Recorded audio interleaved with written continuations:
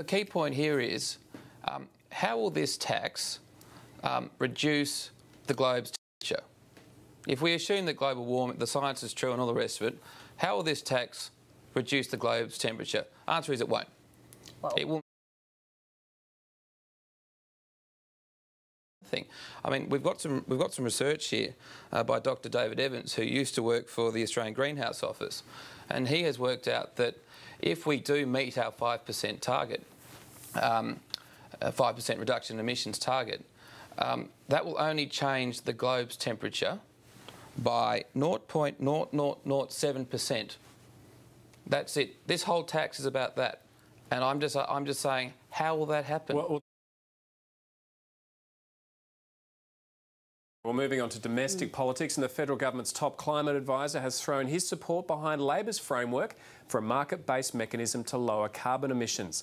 At a speech to the National Press Club in Canberra today, Professor Ross Garnaut recommended a start to carbon price of between $20 to $30 a tonne, raising 4% a year and then floating in 2015.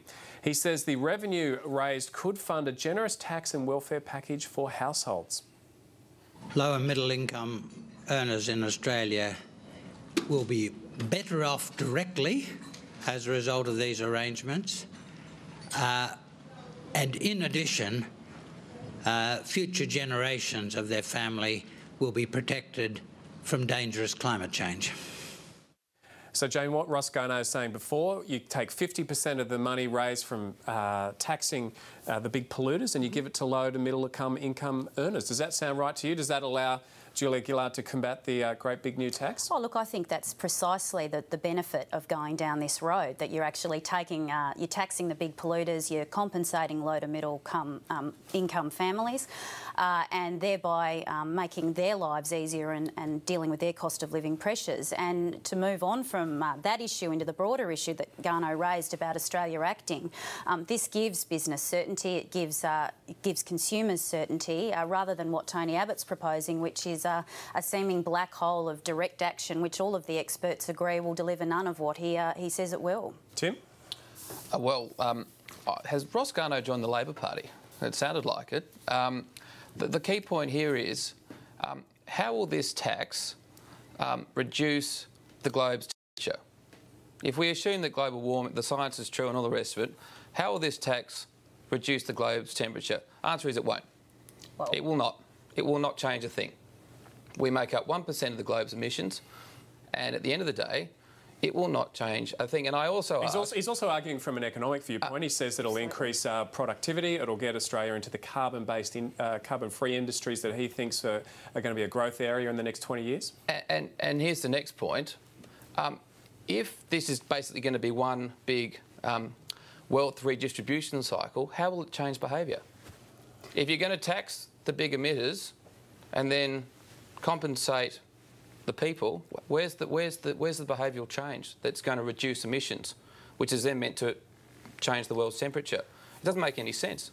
Well, I think one of the parts of his idea of compensation was helping to refit people's houses to make them more energy efficient. More pink bats. Tony, what do you think about this idea that Ross Garnaut's put forward today? Well, the idea really based on the fact that people change their habits and buy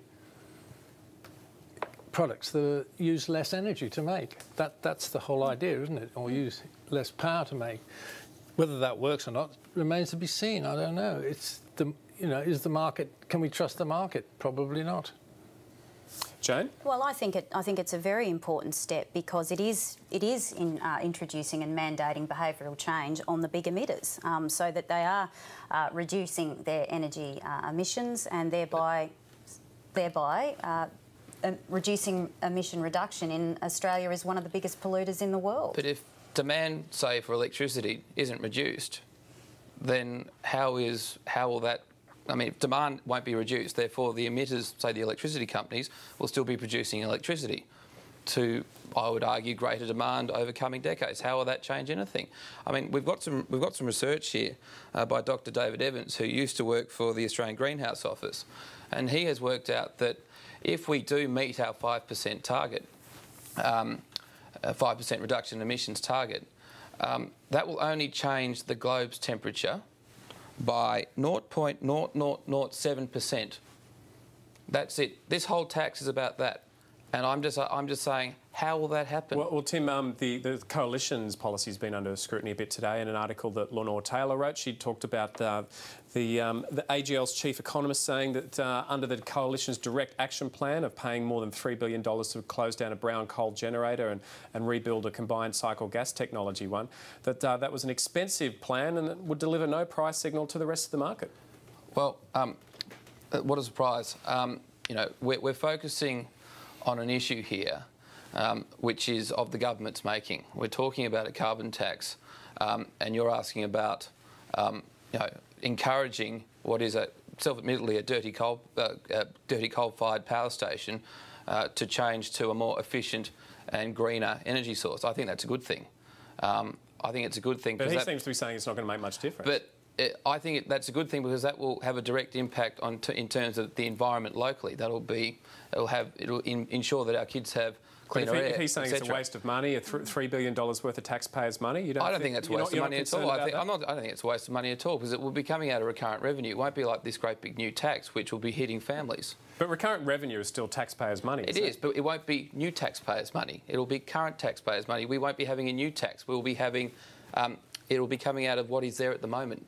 OK, Jane, quick response from you on that one? Yeah, well, I think the issue focusing on Tony Abbott is he's a climate change denier. He's made that very, very clear. No, he said that climate change exists. Yeah, well, he made that very clear. And prior to that, he said that he did agree with it and he wobbled on the ETS as well. So this is coming from a man who has no conviction in his heart when he talks about it, who has had 2 different positions, 3 different positions, 4 different positions on the issue. He is now running an extraordinary scare campaign about the carbon tax, calling for a people's revolution about it. And now the spotlight will be on him as to the alternative plan. And quite frankly, it delivers nothing of what it says it would, and it comes from someone who doesn't believe. Tony? I don't know that revolutions really ever start from the top down, do they? I seem to remember... I don't know that revolutions exist in Australia either, Tony. Well, there was an attempt to start one by the Murdoch press when the Australian ran a campaign in the 1980s called Join the Tax Revolt. Do anybody remember that? No, of course they don't remember the 1980s. But it was based on the Californian experience of trying to reduce public debt because it was regarded as a wicked thing, private good, public bad. And it was actually a disaster in California because I think California is almost bankrupt now. It can't pay its debts. It's so hugely in debt that it can't actually survive as it is now. Now, the idea of bad taxes is, I think, counterintuitive. I don't think people really have this hatred of tax that is assumed by Mr Abbott and his followers. You sure about that, Tony? Well, they've done research, haven't they? They've asked people what they think. Would you pay more tax if it meant having more services? And usually people say yes. Well, I'm glad you brought up the issue of tax, Tony, because Australians' MPs have been tapped as the workers most likely to make dodgy